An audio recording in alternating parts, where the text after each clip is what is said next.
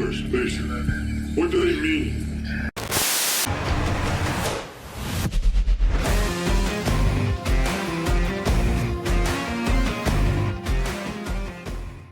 So Black Ops 7 has been out for 3 days, and since the launch, it has caused a divide amongst the game's journalists and the audience. The game appears to show a massive success, with the critical ratings from the legacy media alike, yet the audience stand completely on the opposing side, which leads us into a review by Game Rant. The problem is that the Black Ops campaign doesn't have a compelling antagonist and its story falls flat. The characters are one note and nothing that happens registers in any meaningful way. The campaign lacks the highs of past games.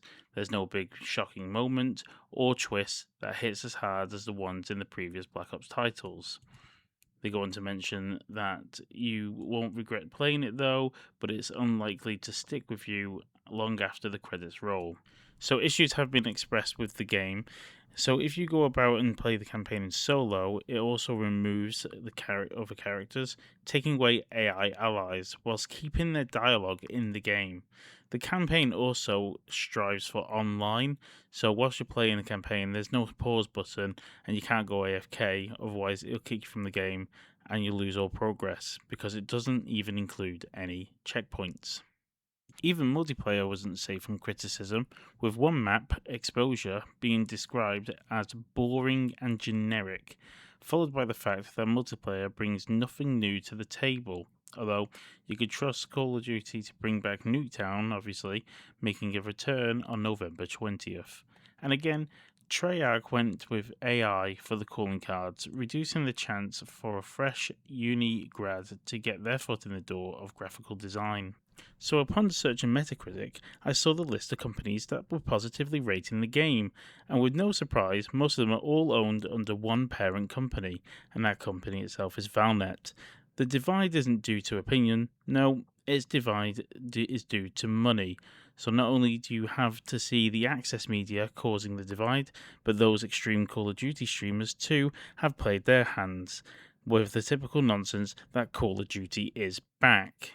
Prior to the release of Black Ops 7, the discussion online was based on Battlefield 6 player base versus Call of Duty player base. Yet another game released and it took the world by storm. That game itself is Ark Raiders.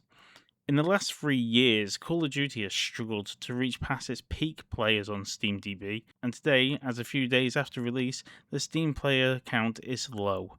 Even the views on Twitch are at a low point for Call of Duty. Battlefield 6 lost 63% a month after its release, and then you have Ark Raiders, which still managing to stay somewhat near its original count. If you haven't had a chance to play this game, or ponder on the idea of it, seriously, give it a try. It is great. So my question is to you. Does Call of Duty have a fighting chance to free itself from this doom?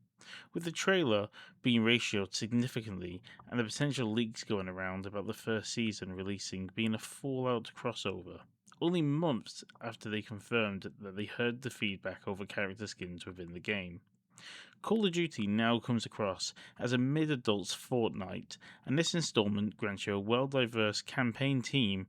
Granted, you just need 3 other friends to buy the game. I doubt they'll still be friends towards the end, but hey, it's worth a go.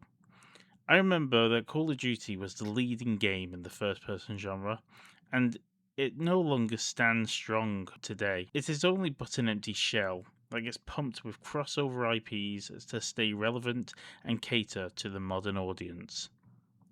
Anyway, on that disappointing end, I'd like to thank you for watching and listening, and I do hope to progress with this new journey on YouTube where I can learn more for myself and hopefully see engaging comments down below in the comment section. Until next time, please like, share, and subscribe, and I'll see you next time.